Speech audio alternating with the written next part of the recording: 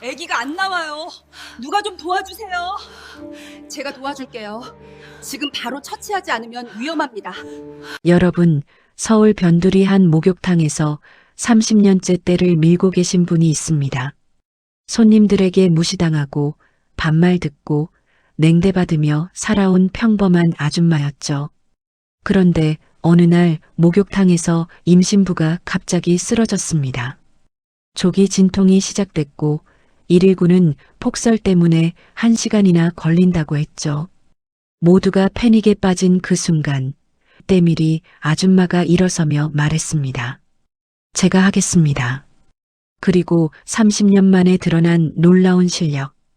알고 보니 이분은 북한 평양의과대학 수석 출신 15년 경력의 외과 전문의였습니다. 하지만 한국에서는 면허를 인정받지 못해 30년 동안 때밀이로 살아야 했죠. 두 아들에게조차 숨겨왔던 그 진실이 오늘 밝혀집니다. 지금 바로 시작합니다. 서울 관악구 봉천동에 위치한 미래탕이라는 목욕탕이 있습니다. 이곳은 30년 넘게 동네 주민들이 찾는 오래된 목욕탕이죠. 낡은 타일과 오래된 시설이지만 그래도 동네 사람들에게는 정겨운 곳입니다.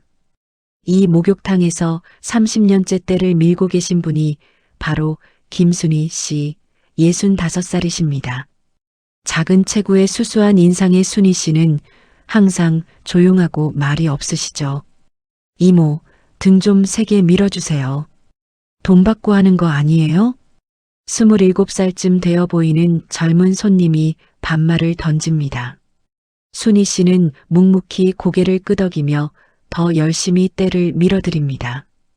평생 이런 대우를 받아왔기 때문에 이제는 익숙해졌죠.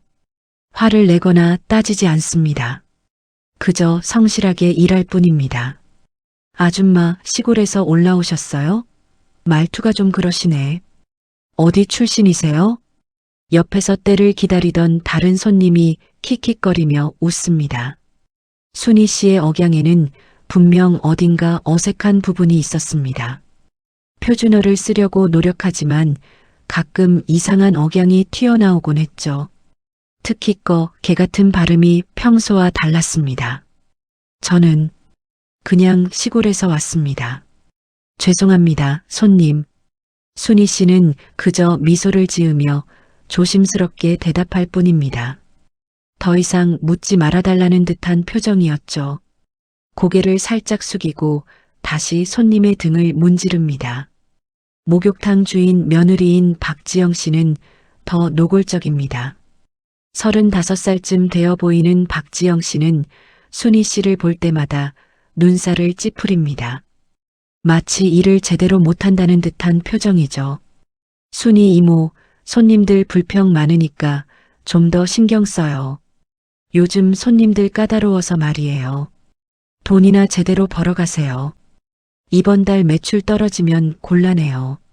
차갑고 날카로운 목소리였습니다.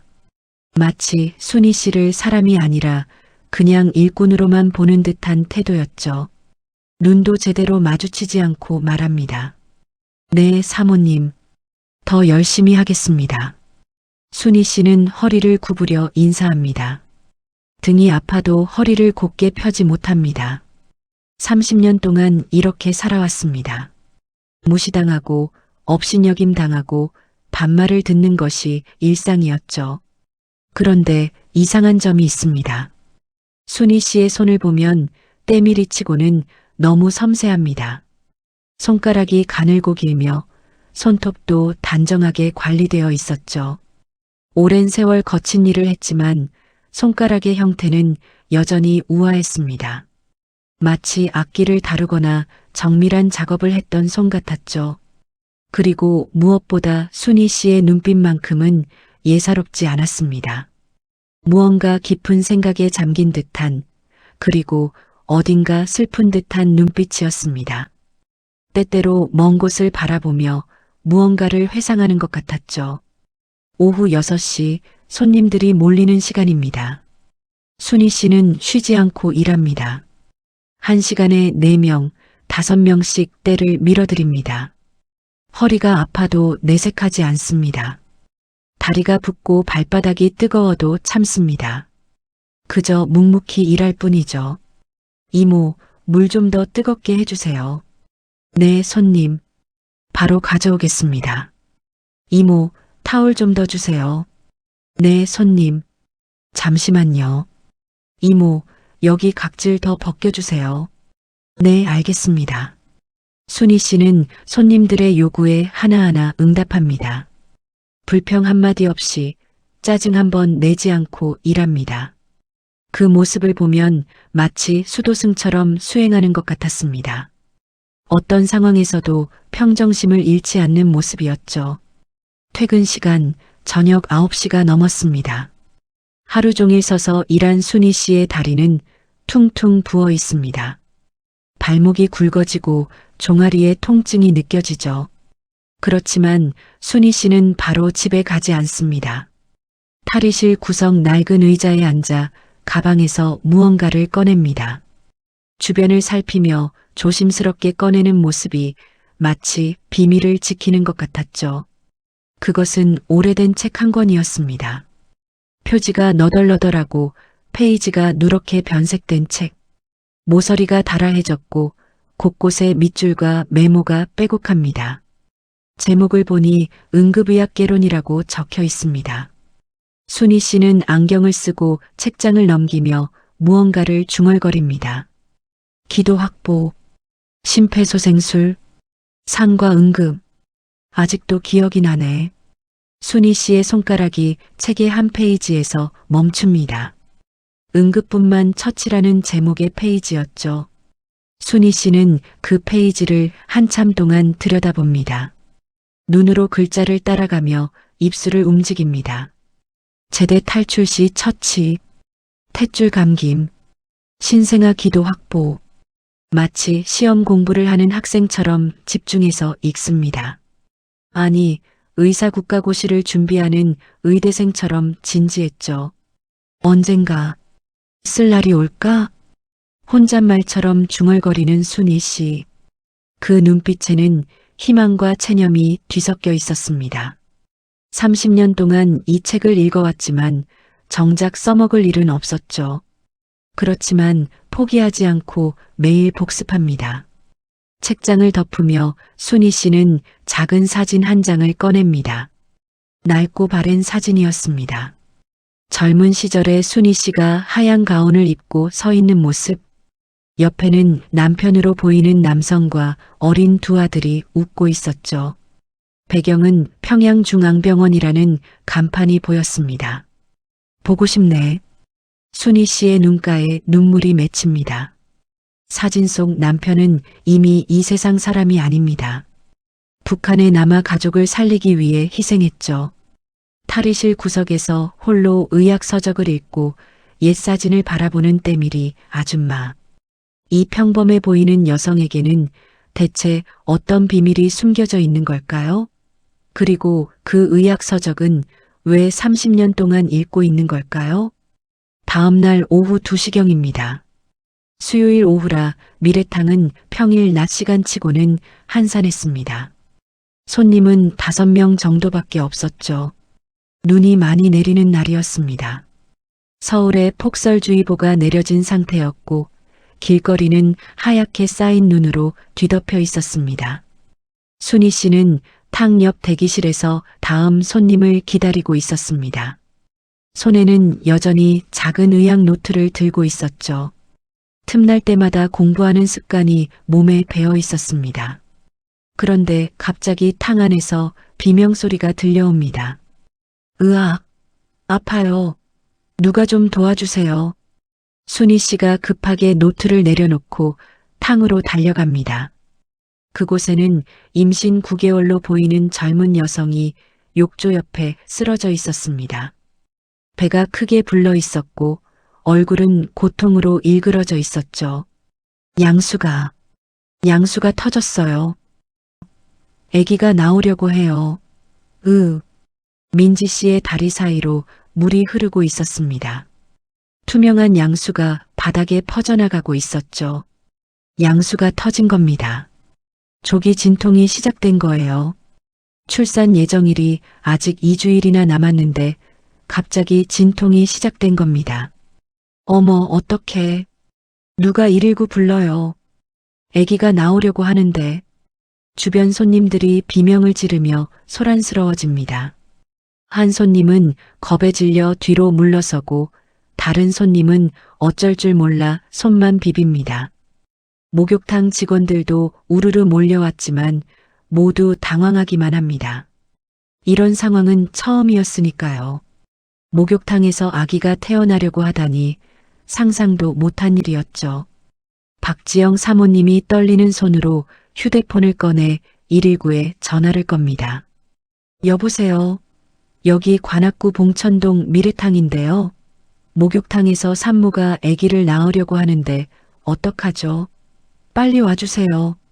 목소리가 떨리고 있었습니다. 패닉 상태였죠. 119 상황실 직원의 목소리가 들립니다. 네, 침착하세요. 지금 구급차 보내드리겠습니다. 그런데 현재 폭설로 도로 상황이 좋지 않습니다. 차량들이 많이 밀려 있어서요. 박지영 씨의 얼굴이 창백해집니다. 그럼 언제 오실 수 있어요? 최소한 시간은 걸릴 것 같습니다. 도로가 많이 막혀 있어서요. 그 전에 가능하면 가까운 병원으로 직접 이동하시는 게. 지금 이 상황에 어떻게 이동을 해요? 아기가 나오려고 하는데. 박지영 씨가 소리칩니다. 1시간? 그 시간을 어떻게 기다린단 말입니까? 민지 씨는 이미 진통이 심해져서 얼굴이 새하얗게 질려 있었습니다. 온몸에 식은땀이 흐르고 입술은 파랗게 변해가고 있었죠. 아파요. 아기가 안 나와요. 으아. 민지 씨가 비명을 지릅니다. 진통 간격이 점점 짧아지고 있었습니다. 2분, 3분 간격으로 진통이 왔죠. 이미 아기가 산도를 통과하려고 하고 있는 것 같았습니다. 민지 씨의 얼굴은 고통으로 일그러져 있었고 손으로 바닥을 꽉 움켜쥐고 있었습니다. 출혈이 시작됐어요. 피가 나와요. 한 손님이 소리칩니다. 정말로 민지 씨의 다리 사이로 피가 흐르기 시작했습니다. 양수와 섞인 붉은 피였죠. 생각보다 양이 많았습니다. 아기가 안 나와요. 누가 좀 살려주세요. 민지 씨는 진통으로 몸을 떨며 울부짖습니다. 눈물과 땀이 범벅이 되어 흘러내렸죠. 주변 손님들은 비명을 지르며 뒤로 물러섰습니다. 아무도 어떻게 해야 할지 몰랐죠. 그저 겁에 질린 표정으로 바라볼 뿐이었습니다. 박지영 사모님도 손을 떨며 어쩔 줄 몰라 합니다. 이거 큰일 났는데. 어떡하지? 누가 도와줄 사람 없어요? 제발. 직원들도 우왕좌왕합니다. 수건을 가져오는 사람, 물을 끓이는 사람, 그냥 손만 비비는 사람. 모두 패닉 상태였습니다. 누구 하나 제대로 대처하는 사람이 없었죠. 남편한테 전화했어요? 했는데 안 받아요. 병원에 직접 전화는? 했는데 구급차 보내줄 수 없대요. 119 통해서 오래요. 살려주세요. 우리 애기. 제발. 민지 씨의 목소리가 점점 약해집니다. 출혈이 계속되고 있었고 안색이 창백해지고 있었습니다. 입술도 점점 하얗게 변해가고 있었죠. 이대로라면 정말 위험한 상황이었습니다. 산모도 위험하고 아기도 위험했죠. 바로 그때였습니다.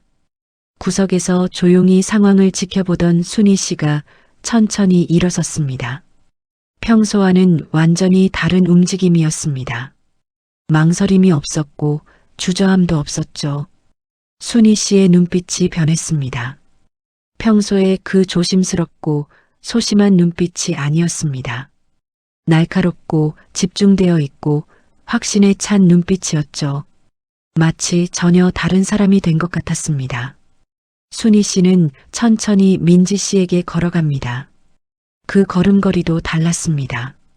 평소에 조심스럽고 움츠러든 모습이 아니었죠. 당당하고 확신에 찬 걸음걸이였습니다. 그리고 차분하면서도 단호한 목소리가 흘러나왔습니다. 제가 하겠습니다. 모든 사람들의 시선이 순희 씨에게 쏠렸습니다. 때밀이 아줌마가 뭘 할 수 있다는 걸까요? 다들 의아한 표정을 지었습니다. 이모가 뭘 할 수 있다고? 이모도 아기 낳아봤다고 아는 거 아니에요? 박지영 사모님이 떨리는 목소리로 말합니다. 그렇지만 순희 씨는 이미 민지 씨 곁으로 성큼성큼 걸어가고 있었습니다. 그 걸음걸이는 평소에 조심스럽고 움츠러든 모습이 아니었습니다. 당당하고 확신에 찬 걸음걸이였죠. 마치 수십 년간 이 일을 해온 전문가처럼 말이죠. 순희 씨는 민지 씨 곁에 무릎을 꿇고 앉았습니다. 그 자세도 전문적이었습니다. 한쪽 무릎을 세우고 다른 쪽 무릎은 바닥에 대고 상체를 앞으로 숙인 자세. 의사들이 환자를 진찰할 때 취하는 바로 그 자세였죠. 그 눈빛에는 흔들림이 전혀 없었습니다. 마치 수십 년간 이런 상황을 다뤄온 사람처럼 침착했죠. 민지 씨, 제 말 잘 들으세요. 지금부터 제가 도와드리겠습니다. 걱정하지 마세요. 제가 여기 있습니다. 순희 씨의 목소리는 놀라울 정도로 안정적이었습니다. 전혀 떨리지 않았고 확신에 차 있었죠.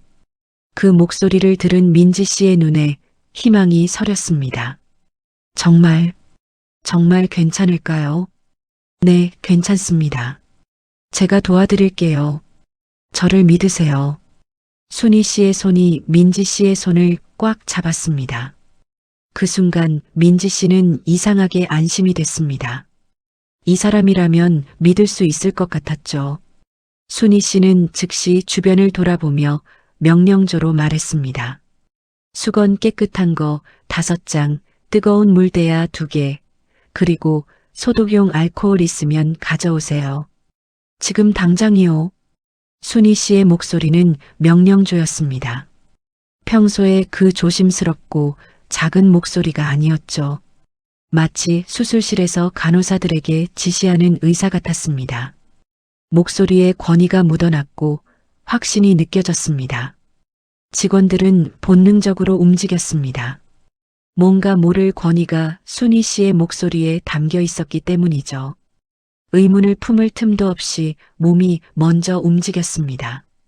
가위도 필요합니다. 끓는 물에 5분 이상 소독한 가위요. 그리고 깨끗한 실이나 끈 있으면 2개 가져오세요. 빨리요. 순희 씨의 지시는 정확하고 구체적이었습니다. 5분 이상 소독, 2개의 끈, 모두 의학적 근거가 있는 지시였죠. 순희 씨는 재빠르게 민지 씨의 상태를 확인하기 시작합니다. 먼저 손목의 맥박을 짚어봅니다. 검지와 중지를 이용해 요골 동맥을 정확하게 찾아 맥박을 재죠. 그리고 목의 경동맥도 확인합니다. 전문적인 손놀림이었습니다. 호흡 세어보세요.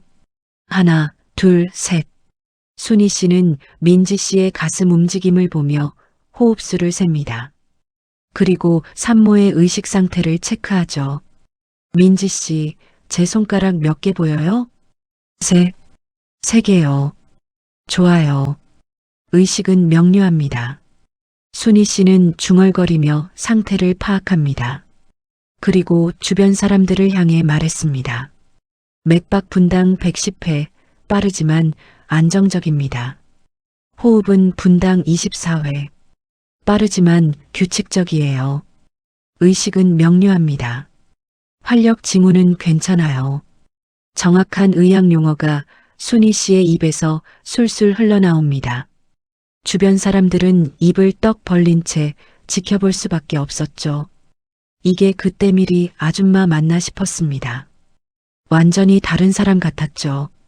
순희 씨는 조심스럽게 민지 씨의 다리를 벌려 상태를 확인합니다.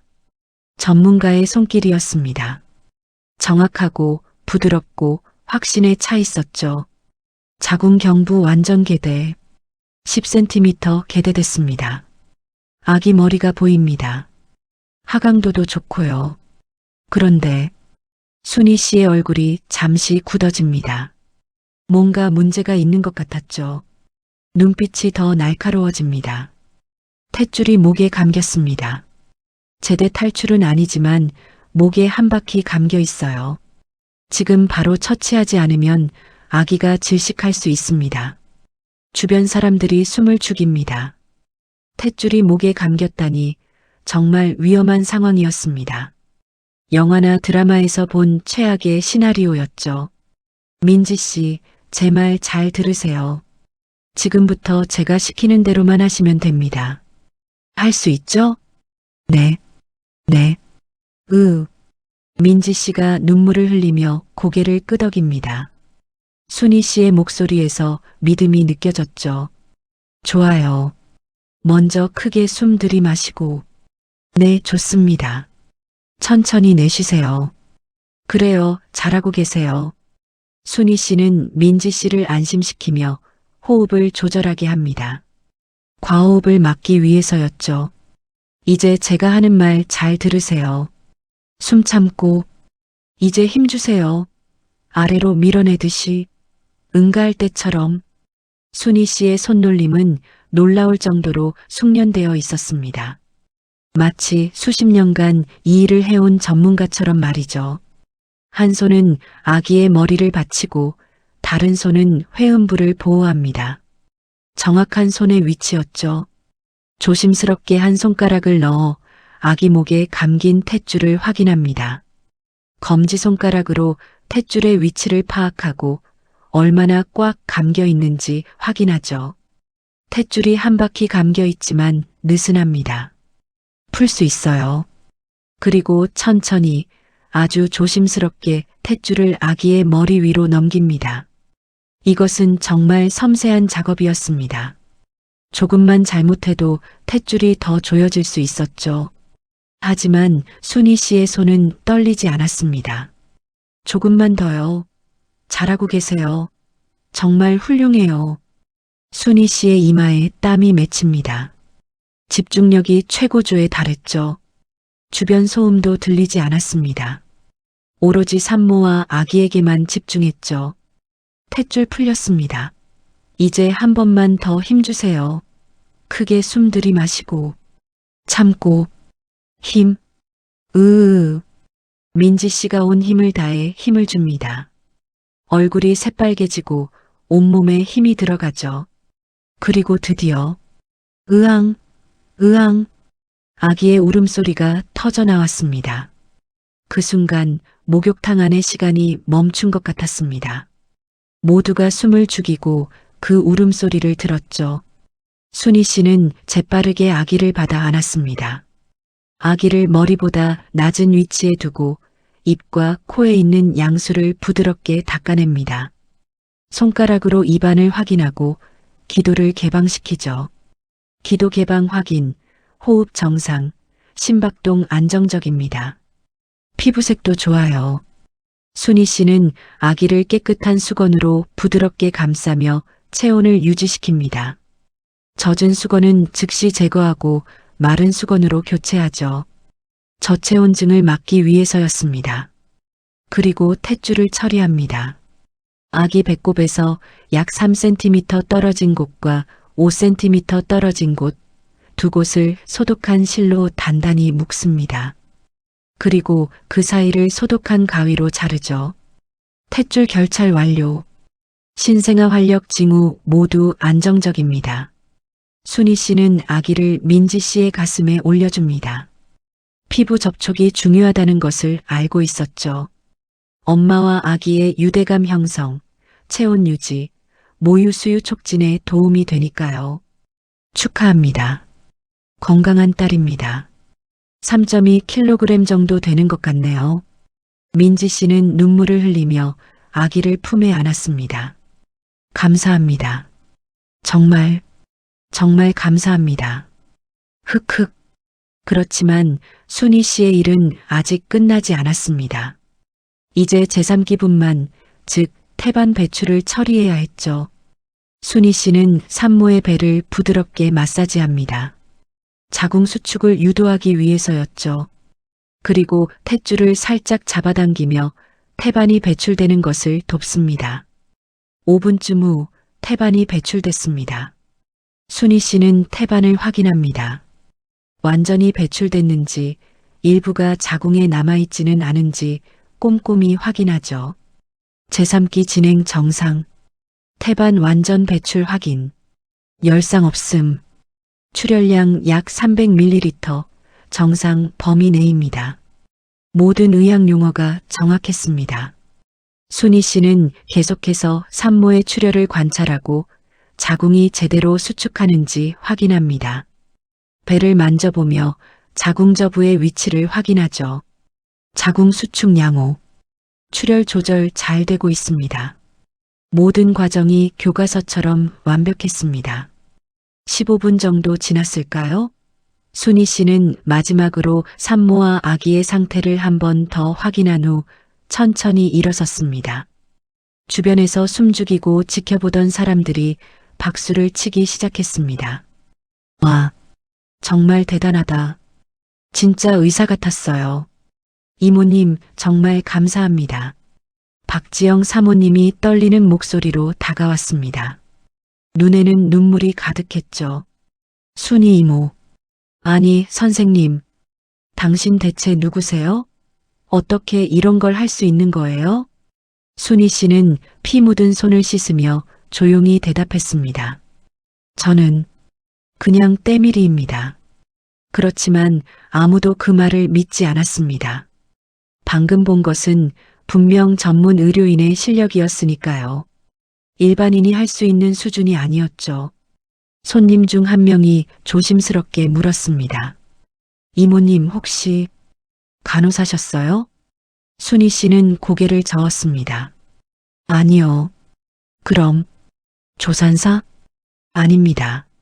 모두가 의아한 표정을 지었습니다. 그럼 대체 뭐길래 저렇게 완벽하게 아기를 받을 수 있단 말인가요? 15분 후 119 구급대가 도착했습니다. 눈길을 뚫고 온 구급대원 2명이 숨을 헐떡이며 목욕탕 안으로 들어왔습니다. 온몸에 눈이 묻어 있었고 얼굴은 추위로 빨갛게 상기되어 있었죠. 산모는 어디 계세요? 구급대원이 급하게 소리쳤습니다. 그런데 탕 안을 둘러보더니 깜짝 놀랐습니다. 이미 아기가 태어나 있었고 산모도 안정된 상태로 아기를 안고 있었기 때문이죠. 이미 분만이 끝났네요.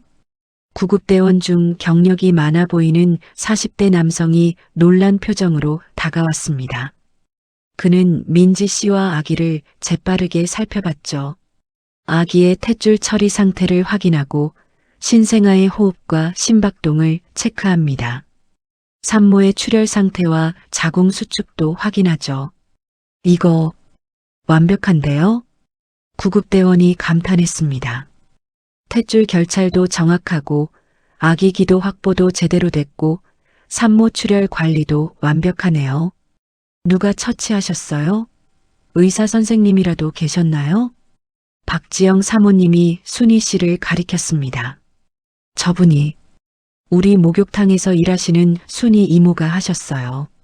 구급대원이 순희 씨를 쳐다봅니다. 놀란 표정이었죠. 정말요? 의료인이세요? 순희 씨는 고개를 저었습니다. 아니요. 아닙니다. 그럼 간호사? 조산사? 응급구조사? 아닙니다. 모두 아닙니다. 구급대원은 믿을 수 없다는 표정을 지었습니다. 그는 20년 넘게 구급대원으로 일했지만 이 정도 수준의 응급분만 처치는 일반인이 할 수 있는 게 아니라는 것을 알고 있었습니다. 이건 정말 전문가 수준인데요. 제가 봐도 완벽합니다. 병원 응급실에서 해도 이것보다 더 잘하기 어려울 정도예요. 구급대원은 순희 씨에게 다가와 진심 어린 표정으로 말했습니다. 정말 대단하십니다. 덕분에 산모와 아기 모두 안전합니다. 진심으로 감사드립니다.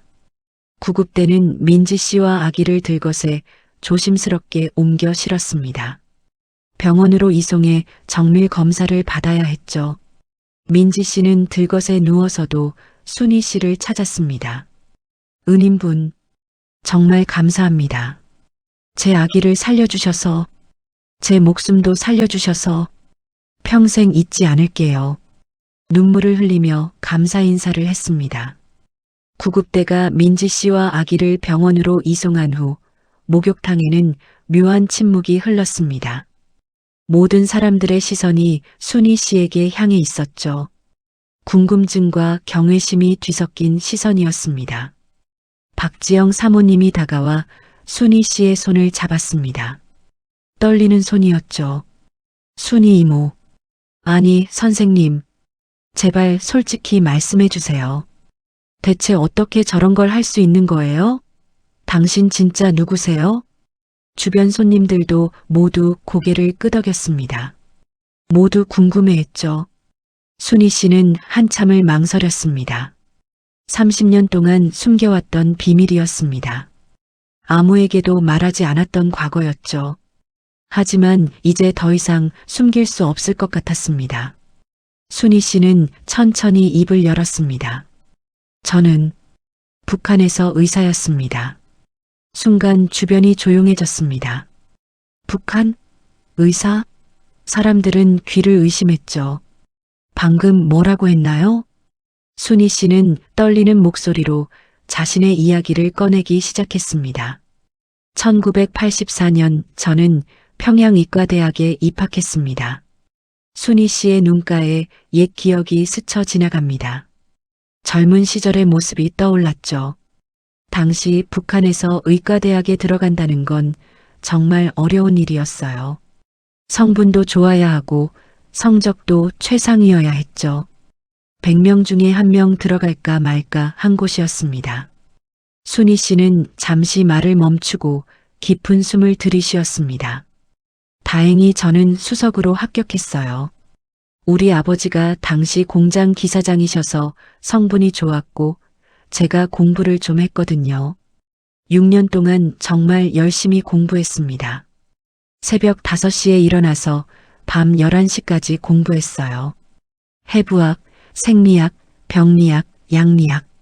정말 어려웠지만 재미있었어요.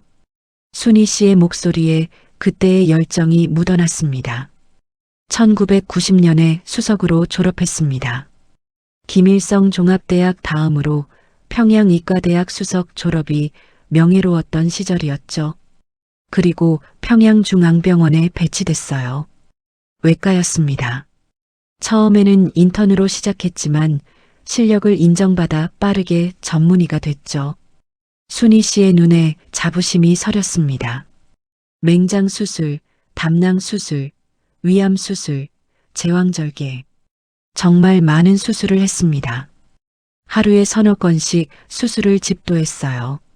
15년 동안 약 3,000건 정도의 수술을 했을 겁니다. 주변 사람들은 숨을 죽이고 순희 씨의 이야기를 들었습니다. 남편도 의료계 사람이었어요. 보건성 간부였죠. 의료기기 수입을 담당하는 부서에서 일했습니다. 좋은 사람이었어요. 가정적이고 아이들을 정말 사랑했죠. 순희 씨의 목소리가 떨렸습니다. 2004년에 큰아들을 낳고 2006년에 작은아들을 낳았습니다. 평양에서 나름 괜찮은 삶을 살았어요. 아파트도 있었고 차도 있었고. 그런데 순희 씨의 표정이 어두워집니다. 2004년 가을 남편이 정치적 문제에 휘말렸어요. 보건성 내부 파벌 싸움이었죠. 순희 씨의 눈에 눈물이 맺혔습니다. 남편의 상사가 숙청당했어요. 그리고 그 밑에서 일하던 사람들도 모두 조사를 받기 시작했죠. 남편도 포함됐습니다. 북한에서 숙청당한다는 건 본인만 끝나는 게 아니에요. 가족 모두가 수용소로 끌려갑니다. 3대가 멸족당하는 거죠. 순희 씨의 목소리가 떨렸습니다. 제 두 아들도 저도 그리고 친정 부모님까지도 모두 정치범 수용소로 가게 되는 상황이었어요. 남편은 이미 조사를 받고 있었고 곧 체포될 상황이었죠. 남편은 저와 아이들만이라도 살리고 싶었나 봐요. 몰래 탈북을 준비했습니다. 순희 씨는 눈을 감았습니다. 브로커를 찾았어요.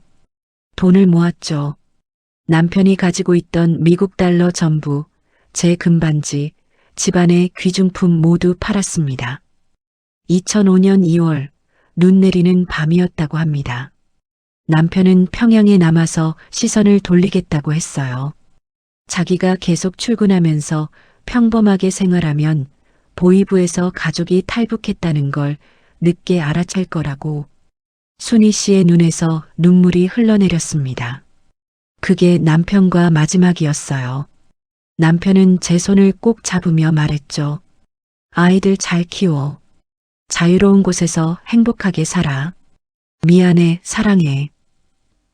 그리고 저는 7살 큰아들과 3살 작은아들을 데리고 압록강을 향해 떠났습니다. 압록강을 건너던 그날 밤, 평생 잊을 수 없을 거예요. 순희 씨는 떨리는 목소리로 계속 이야기했습니다.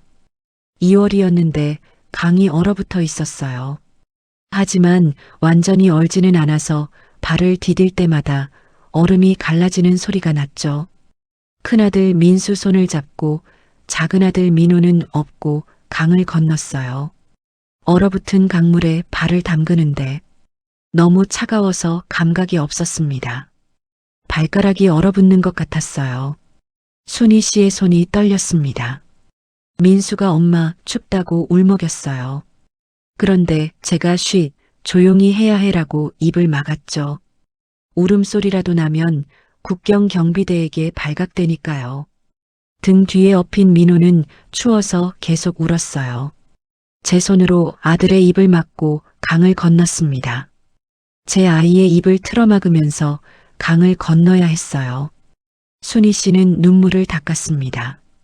중간쯤 왔을 때 총소리가 들렸어요. 국경 경비대가 발견한 거죠. 서라. 서지 않으면 쏜다. 소리가 들렸습니다. 그렇지만 멈출 수 없었어요. 멈추면 수용소로 끌려가니까요. 저는 아이들을 안고 정신없이 뛰었습니다. 총알이 제 옆을 스쳐 지나갔어요. 얼음이 깨지는 소리, 총소리, 아이들 우는 소리. 지옥 같았습니다.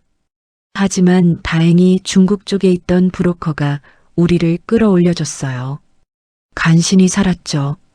중국에서의 생활도 쉽지 않았습니다. 브로커에게 돈을 다 주고도 모자라 빚을 졌어요.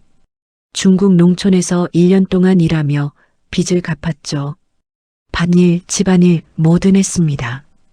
그리고 태국으로 갔어요. 또 브로커에게 돈을 주고요. 태국에서 한국 대사관에 보호 신청을 했습니다. 2005년 말 드디어 순희 씨는 한국 땅을 밟았습니다. 인천공항에 도착했을 때 그냥 주저앉아 울었어요. 살았다는 안도감에, 그리고 남편 없이 왔다는 죄책감에.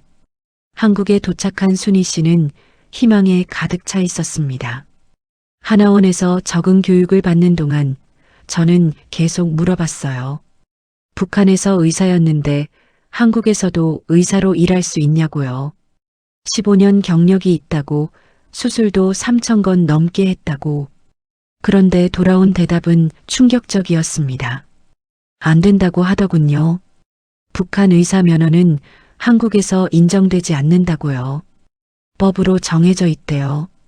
대한민국 의료법에 따르면 북한 출신 의료인의 면허는 공식적으로 인정되지 않습니다. 그럼 한국에서 의사 시험을 보면 되지 않냐고 물었어요. 제가 다시 시험을 보겠다고요.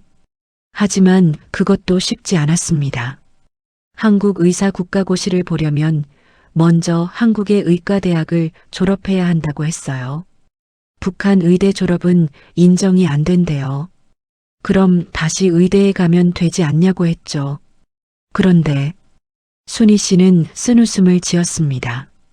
수능을 봐야 하고 의대에 들어가려면 최상위권 성적이 필요하고 6년을 공부해야 하고 그 다음에 인턴 1년 레지던트 4년 총 11년이 걸린대요. 당시 순희 씨는 41살이었습니다. 제가 다시 의사가 되려면 52살이 돼야 한다는 거였어요. 그리고 그 11년 동안 수입이 없다는 거죠. 순희 씨에게는 7살, 3살 두 아들이 있었습니다. 현실적으로 불가능했어요. 당장 아이들 밥을 먹여야 하는데 어떻게 11년 동안 공부만 합니까? 돈도 없는데. 결국 순희 씨는 의사의 꿈을 접어야 했습니다. 정부 지원금으로 작은 고시원 방 하나 얻었어요. 3평짜리 방에 아이들 둘이랑 셋이 살았죠. 생계를 위해 일을 찾아야 했습니다. 처음에는 식당에서 설거지를 했어요. 명동에 있는 큰 식당이었는데 하루 12시간씩 일하고 한 달에 100만 원 조금 넘게 받았습니다. 북한 출신이라는 이유로 차별도 받았습니다. 주방장이 제 억양 듣고 물어봤어요. 어디서 왔어? 솔직하게 북한에서 왔다고 했죠. 그랬더니 순희 씨의 표정이 어두워졌습니다. 빨갱이 아니냐, 간첩 아니냐, 그런 말을 들었어요. 손님 중에 한 분이 제 억양 듣고 불편해한다며 주인이 저를 해고했습니다. 다른 식당에서도 일했지만 비슷했어요. 억양 때문에 북한 출신이라는 이유로 차별받았죠. 공장에서도 일했습니다. 구로공단에 있는 작은 공장이었어요. 야간 근무를 하며 단순 조립 작업을 했죠. 밤 10시부터 아침 6시까지 일했습니다. 아이들은 어린이집에 맡겼어요. 연장 보육으로요. 제가 밤에 일하니까 낮에는 자야 했거든요. 그래서 아이들을 아침 7시에 맡기고 저녁 7시에 데려왔어요. 순희 씨의 목소리가 떨렸습니다. 아이들이 엄마, 우리는 왜 엄마랑 같이 못 있어? 라고 물었어요. 뭐라고 대답해야 할지 몰랐죠. 청소 일도 했습니다. 강남에 있는 오피스 빌딩 청소를 했어요. 새벽 4시에 일어나서 6시까지 청소했죠. 그리고 집에 와서 아이들 깨워서 어린이집 보내고 그렇게 몇 년을 전전했습니다. 큰아들 민수가 초등학교에 들어갈 무렵이었습니다. 아들이 학교에서 놀림받았어요. 친구 엄마가 우리가 북한에서 왔다는 걸 알고는 자기 아이한테 말했나 봐요. 민수가 울면서 집에 왔어요. 엄마, 애들이 나보고 빨갱이래. 간첩 아들이래. 순희 씨는 그때를 떠올리며 눈물을 흘렸습니다.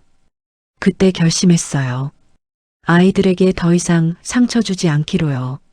제 과거를 완전히 숨기기로 했습니다. 북한 출신인 것도 의사였던 것도 모두 숨겼어요. 아이들에게도 말하지 않았습니다.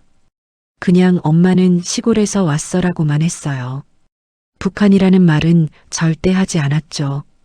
20년 전 순희 씨는 미래탕에서 때밀이 일을 시작했습니다.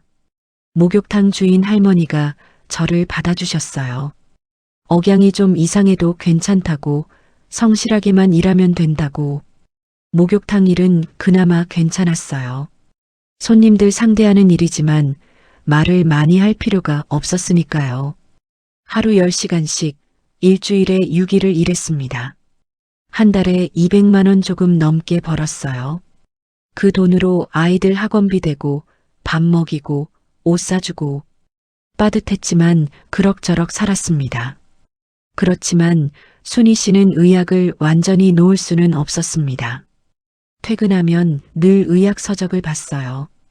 청계천 헌책방에서 오래된 의학책을 샀습니다. 5,000원, 10,000원 하는 책들이었죠. 왜 30년 동안 의학 공부를 계속했을까요? 언젠가 제 지식이 누군가를 도울 수 있을 거라고 믿었어요. 15년간 쌓은 실력이 아까웠습니다.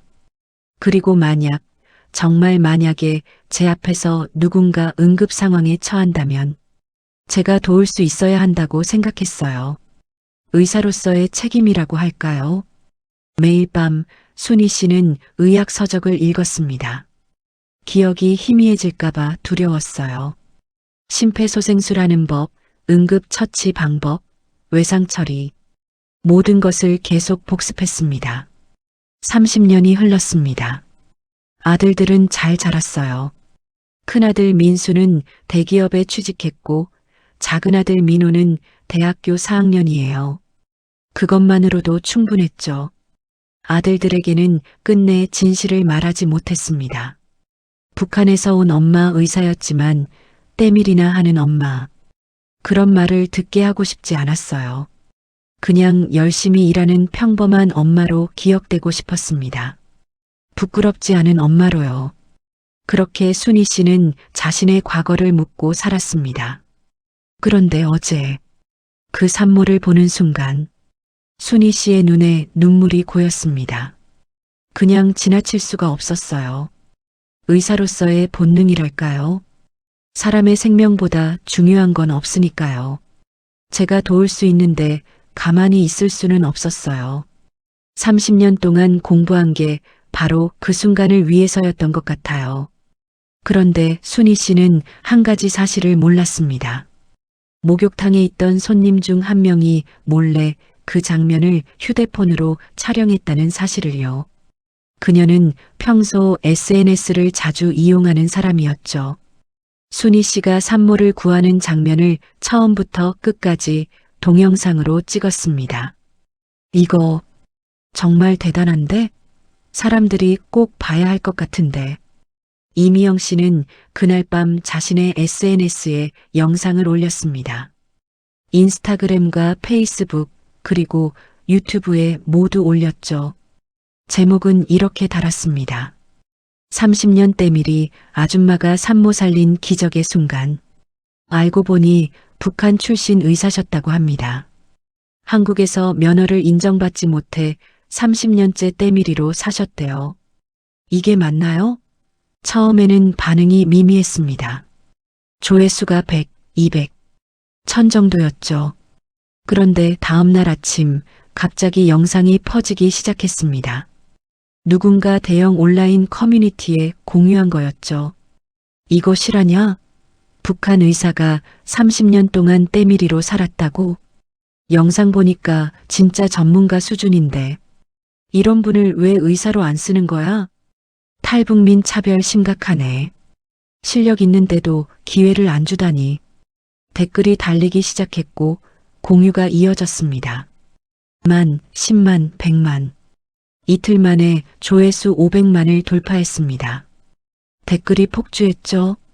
이게 나라냐? 의사를 때밀이로 만들다니. 정말 화난다. 북한 출신이라고 면허 안 준다는 게 말이 되나요? 실력은 저렇게 대단한데. 구급대원도 완벽하다고 했잖아요. 이분 손놀림 보세요. 완전 전문가예요. 30년 동안 무시당하며 사셨다니 너무 억울합니다. 눈물 납니다. 북한에서 최고 의사였는데 한국에서는 때밀이라니. 우리 사회가 이분에게 뭘 한 거예요? 이분께 제대로 된 기회를 주는 게 맞지 않나요? 법을 바꿔야 합니다. 영상은 계속 퍼져나갔습니다. 페이스북, 인스타그램, 유튜브, 틱톡 모든 SNS 플랫폼에서 화제가 됐죠. 사흘째 되는 날 언론도 움직이기 시작했습니다. KBS 아침 뉴스에서 이 이야기를 다뤘습니다. 북한 출신 의사 30년 만에 본능 발휘. 목욕탕에서 응급분만 성공. MBC에서도 보도했습니다. 때밀이 아줌마의 완벽한 응급 처치. 알고 보니 평양의대 수석 출신. SBS, JTBC, 그리고 케이블 방송까지 모두 순희 씨의 이야기를 다뤘습니다. 탈북 의사, 한국에서 면허 인정 못 받아 30년간 때밀이로, 북한 출신이라는 이유로, 뛰어난 의사가 목욕탕에서 일해야 했다. 뉴스마다 순희 씨의 이야기를 다뤘습니다. 인터뷰 요청이 쏟아졌죠. 기자들이 미래탕 앞에 몰려들었습니다. 카메라와 마이크를 든 기자들이 순희 씨를 기다렸죠. 국회에서도 반응이 나왔습니다. 야당의 한 의원이 기자회견을 열었습니다. 이번 사건은 우리 사회가 탈북민을 어떻게 대하고 있는지 보여주는 상징적 사례입니다. 기자들이 모인 가운데 의원은 단호하게 말했습니다.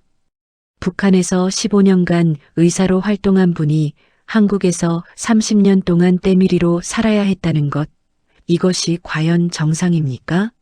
우리는 같은 민족이라고 말하면서 정작 탈북민들에게는 이렇게 냉대합니다.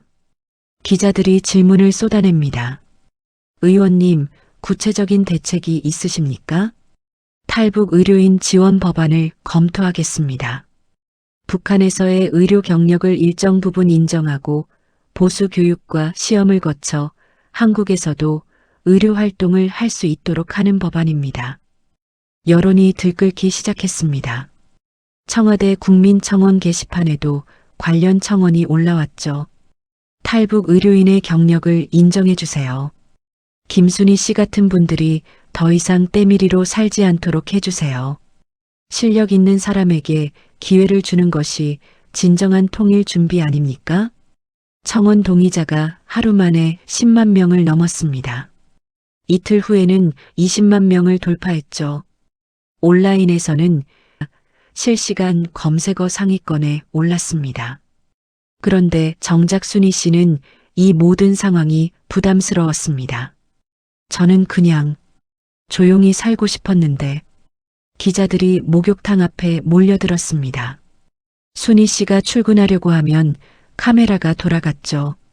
김순희 선생님, 30년 동안 어떤 심정으로 사셨어요? 한국 정부에 하고 싶은 말씀 있으세요? 다시 의사로 일하고 싶으세요? 북한에 두고 온 남편분은 어떻게 되셨어요? 질문 공세가 이어졌습니다. 순희 씨는 그저 고개를 숙이고 목욕탕 안으로 들어갔죠. 제발, 그냥 내버려 주세요. 저는 특별한 사람이 아니에요. 그냥 때밀이일 뿐이에요. 그렇지만 기자들은 물러서지 않았습니다. 탈의실에 들어온 순희 씨는 주저앉아 눈물을 흘렸습니다. 정말 힘드네요. 왜 이렇게 된 걸까요? 박지영 사모님이 순희 씨 곁으로 다가왔습니다. 이제 그녀의 태도는 완전히 바뀌어 있었죠. 선생님, 괜찮으세요? 너무 무리하지 마세요. 오늘은 쉬시는 게 어때요? 아니에요. 일해야 해요. 일하지 않으면 돈을 못 버는데. 선생님, 걱정 마세요. 월급은 그대로 드릴게요. 하지만 세상은 이미 순희 씨를 주목하고 있었습니다. 숨고 싶어도 숨을 수 없는 상황이 된 겁니다. SNS 시대의 무서운 힘이었습니다. 한 사람의 영상이 500만 명에게 전달되고 국회를 움직이고 법안을 발의하게 만들었죠. 평생 조용히 살아온 순희 씨에게는 너무나 버거운 일이었습니다. 순희 씨의 두 아들, 큰아들 김민수 씨 34살과 작은아들 김민호 씨 28살. 민수는 서울 강남에 있는 대기업에서 일하는 평범한 회사원이었습니다. 그날도 평소처럼 회사에서 일하고 있었죠. 점심시간 동료가 휴대폰을 들고 다가왔습니다. 야, 민수야. 이거 봐. 목욕탕 때밀이가 산모 살렸대. 완전 대박이야. 뭔 소리야? 민수가 별 관심 없이 물었습니다. 그런데 동료가 휴대폰 화면을 보여줬죠. 영상이 재생되기 시작했습니다. 목욕탕 안에서 한 여성이 산모를 돕고 있는 장면이었죠. 그런데 영상 속 여성의 얼굴을 본 순간 민수는 얼어붙었습니다. 저 사람, 우리 엄마 아니야? 손에 들고 있던 커피잔을 떨어뜨릴 뻔했습니다. 화면에는 분명 어머니 순희 씨가 나와 있었습니다. 그런데 자막이 이상했죠. 북한 출신 전직 의사, 30년 만에 본능 발휘. 엄마가 의사? 북한? 민수는 믿을 수 없었습니다. 동료에게 휴대폰을 빌려 영상을 처음부터 끝까지 봤죠. 분명 엄마였습니다. 그리고 뉴스 인터뷰에서 엄마가 직접 말하는 장면도 나왔습니다. 저는 북한에서 의사였습니다. 평양의과대학 수석. 15년 경력. 민수는 충격에 빠졌습니다. 자신이 알던 엄마는 그냥 목욕탕에서 일하는 평범한 아줌마였습니다. 가끔 억양이 어색하긴 했지만 시골에서 왔다고만 들었죠. 그게 북한 출신이라는 뜻인 줄은 꿈에도 몰랐습니다. 형, 이거 봤어? 작은 아들 민호에게서 급하게 전화가 왔습니다. 봤어. 지금 막 봤어. 형, 이게 진짜야? 엄마가 북한에서 의사였다고? 우리한테 왜 한 번도 말 안 하신 거야? 민호의 목소리도 떨리고 있었습니다. 모르겠어. 지금 바로 목욕탕으로 가자. 나도 지금 가고 있어. 수업 빠지고 나왔어. 두 형제는 급하게 목욕탕으로 달려갔습니다. 미래탕 앞에는 기자들과 카메라들이 목욕탕 앞을 에워싸고 있었습니다. 취재진이 30명도 넘어 보였죠. 비켜주세요. 저 안에 있는 분 아들이에요. 민수가 소리치며 사람들을 해치고 들어갔습니다. 민호도 뒤따라왔죠.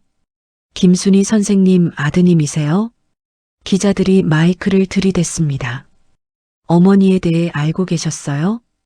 어머니가 북한 출신이라는 거 아셨나요? 민수는 대답하지 않고 목욕탕 안으로 들어갔습니다. 탈의실에서 순희 씨를 발견했을 때 그녀는 홀로 구석에 앉아 눈물을 흘리고 있었습니다. 작은 몸을 웅크리고 있었고 어깨가 떨리고 있었죠. 엄마. 민수가 달려가 엄마를 껴안았습니다. 순희 씨는 깜짝 놀라 고개를 들었죠. 민수야. 민호야. 너희가 왜 여기? 회사는? 학교는? 엄마, 그게 중요해요? 뉴스 봤어요. 왜 말 안 하셨어요? 민호도 엄마 옆에 앉으며 손을 꼭 잡았습니다.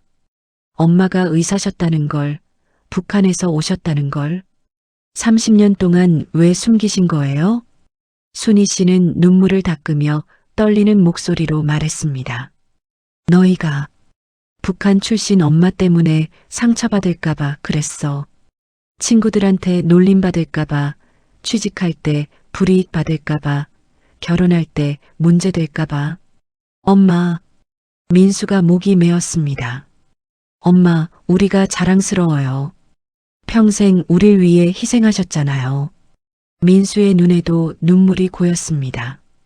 의사였는데, 북한에서 최고 의사였는데, 때밀이 일하시면서 우리 키워주셨잖아요. 한 번도 힘들다는 소리 안 하시고, 민호도 눈물을 흘리며 말했습니다. 엄마가 부끄러운 게 아니라 저희가 몰랐던 게 부끄러워요. 엄마가 얼마나 힘드셨을까요? 그동안 얼마나 외로우셨어요. 30년 동안 혼자 다 참으시고. 순희 씨는 두 아들을 번갈아 바라봤습니다. 그동안 숨겨왔던 비밀을 아들들이 알게 됐습니다. 부끄러운 엄마라고 생각할까봐 두려웠죠. 그런데 아들들의 눈에는 원망이 아니라 사랑이 가득했습니다. 미안해. 엄마가 무능해서, 의사였는데도 너희한테 좋은 삶을 못 줘서. 무슨 말씀이세요? 민수가 엄마를 꼭 안았습니다. 엄마는 최고예요. 우리 엄마가 세상에서 제일 대단한 사람이에요. 북한에서 탈출해서 우리 살리시고 30년 동안 힘든 일 하시면서도 우리 대학까지 보내주시고. 민호도 엄마와 형을 껴안았습니다. 엄마 사랑해요. 이제라도 알게 돼서 다행이에요. 앞으로는 저희가 엄마 지킬게요. 세 식구는 서로 껴안고 한참을 울었습니다. 30년 동안 참았던 눈물이었죠. 밖에서는 기자들이 여전히 대기하고 있었습니다.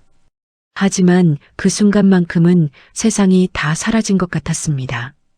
오로지 가족만이 있었죠. 민수가 엄마의 얼굴을 마주보며 말했습니다. 엄마, 이제 숨지 마세요. 당당하게 사세요. 엄마는 자랑스러운 사람이에요. 북한에서 최고 의사였고 한국에서도 사람 살리셨잖아요. 민호도 고개를 끄덕였습니다. 우리가 엄마 편이에요. 앞으로 뭐든 함께 할게요. 엄마 혼자 짊어지지 마세요. 순희 씨는 두 아들의 얼굴을 쓰다듬으며 미소를 지었습니다. 30년 만에 지어보는 진심 어린 미소였습니다. 고마워. 너희가 있어서 엄마가 견딜 수 있었어. 창밖으로는 따뜻한 햇살이 비쳐 들어왔습니다. 미래탕 앞을 지나가는 사람들도 그 모습을 멀리서 보며 눈시울을 붉혔습니다. 카메라는 조용히 그 장면을 담았죠. 가족의 재회, 진실의 고백, 그리고 사랑의 확인. 오늘따라 햇살이 유난히 따뜻했습니다. 그로부터 한 달이 흘렀습니다. 국회에서 움직임이 있었습니다. 여야 의원 30여 명이 공동으로 법안을 발의했죠. 탈북 의료인 특례법 발의. 뉴스에서 보도했습니다. 법안의 주요 내용은 이랬습니다. 북한에서 5년 이상 의료인으로 활동한 경력이 있는 탈북민이 한국에서 6개월간의 보수 교육과 자격 시험을 거쳐 의료 활동을 할 수 있도록 하는 내용이었습니다. 물론 법안이 통과되기까지는 시간이 걸릴 것입니다. 의료계에서는 반발도 있었죠. 북한 의료 수준을 어떻게 믿을 수 있나? 환자 안전이 최우선이다. 찬반 논란이 있었습니다. 하지만 순희 씨의 사례가 큰 영향을 미친 것은 분명했습니다. 정확한 검증 절차를 거쳐서 실력이 확인되면 기회를 주는 게 맞다고 봅니다.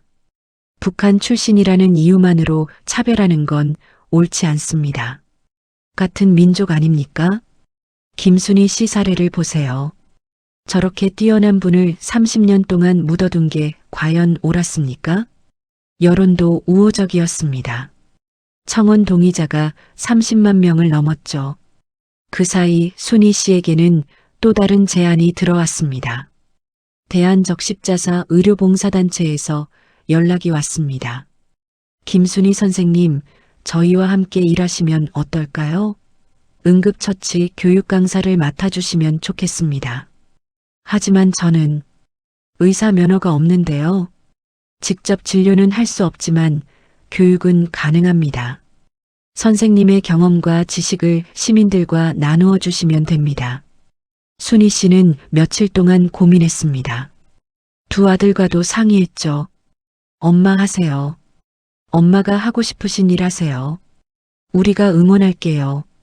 민수가 말했습니다. 엄마 지식이 많은 사람들한테 도움이 될 거예요.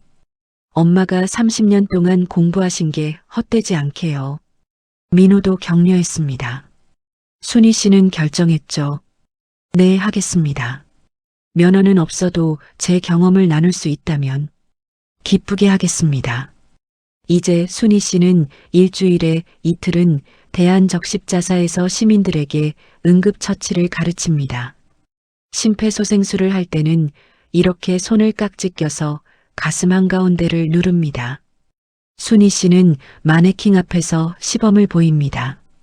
깊이는 약 5cm, 속도는 분당 100회에서 120회 정도입니다. 아, 좋아, 노래 리듬에 맞춰서 하시면 됩니다. 순희 씨의 설명은 명확하고 정확했습니다. 30년 동안 혼자 공부한 것이 빛을 발했죠.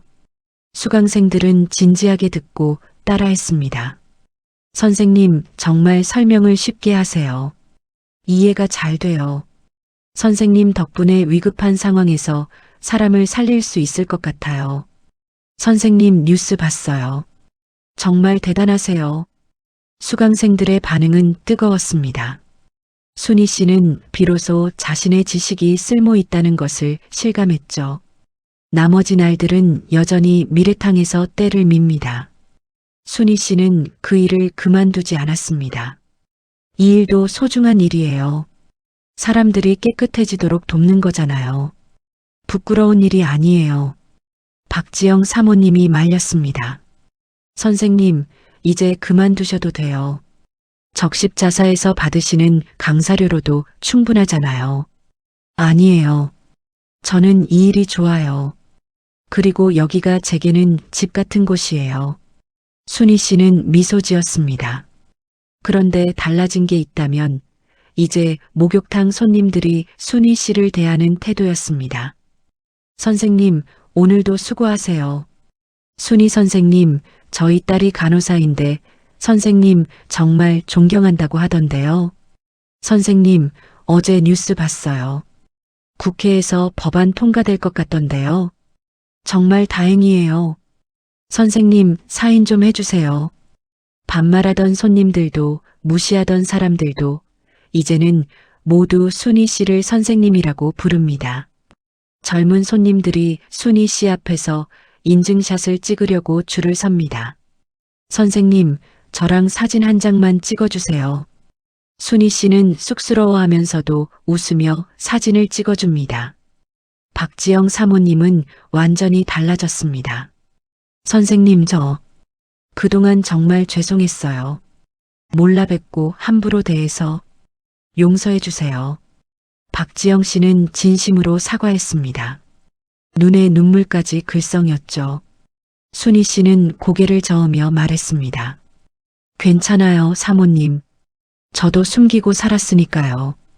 이제는 다 괜찮습니다.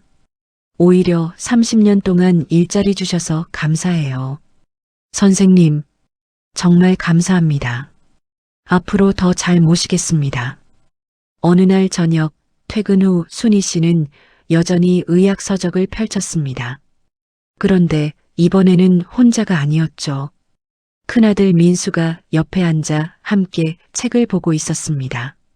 엄마, 이 부분 무슨 뜻이에요? 기도 삽관? 그건 말이야, 환자가 스스로 호흡하기 어려울 때 기도에 튜브를 넣는 거란다. 이렇게 순희 씨가 환하게 웃으며 설명해 주기 시작했습니다. 아들에게 자신의 지식을 나눌 수 있다는 게 너무 행복했죠. 창밖으로는 따뜻한 봄 햇살이 비쳐 들어왔습니다. 미래탕의 낡은 간판도 햇빛을 받아 반짝였습니다. 민호도 집에 들어오며 소리쳤습니다. 엄마, 오늘 학교에서 교수님이 엄마 이야기 하시던데요. 의료윤리 수업 시간에 사례로 나왔어요. 정말? 순희 씨가 놀라며 물었습니다. 네, 교수님이 엄마 정말 대단하시다고 진정한 의사 정신이라고 하셨어요. 민호가 자랑스럽게 말했습니다. 순희 씨는 책을 덮으며 조용히 중얼거렸습니다. 언젠가 북한에서 온 의사들도 모두 인정받는 날이 오겠죠? 저처럼 숨어 살지 않아도 되는 날이. 그 눈빛에는 희망이 가득했습니다.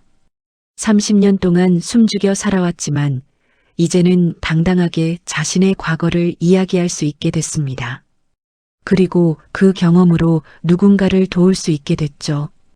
의사 면허는 없지만 사람을 살리는 지식은 여전히 가슴속에 살아 있었습니다. 순희 씨는 창밖을 바라보며 미소 지었습니다. 북한 하늘을 향해 조용히 속삭였죠. 여보, 우리 아들들 잘 컸어요. 당신이 지켜준 덕분에 여기까지 왔어요. 고마워요. 순희 씨의 새로운 시작이었습니다. 아니, 어쩌면 30년 만에 진짜 시작이었는지도 모릅니다. 때밀이에서 선생님으로, 숨어 살던 사람에서 당당한 사람으로, 순희 씨의 삶은 이제 막 꽃 피우기 시작했습니다. 30년 동안 자신의 정체를 숨기고 살아온 한 여성의 이야기였습니다. 북한에서 뛰어난 의사였지만 한국에서는 인정받지 못해 때밀이로 살아야 했던 순희 씨. 하지만 그분은 포기하지 않았습니다. 언젠가 자신의 지식이 쓰일 날을 믿으며 30년 동안 매일 공부했고 결국 그 순간이 찾아왔죠. 진정한 실력은 결코 숨길 수 없다는 것, 그리고 포기하지 않으면 언젠가 빛을 본다는 것을 보여준 이야기였습니다. 이 영상이 도움이 되셨다면 구독과 좋아요 부탁드립니다. 여러분의 응원이 더 좋은 이야기를 만드는 힘이 됩니다. 감사합니다.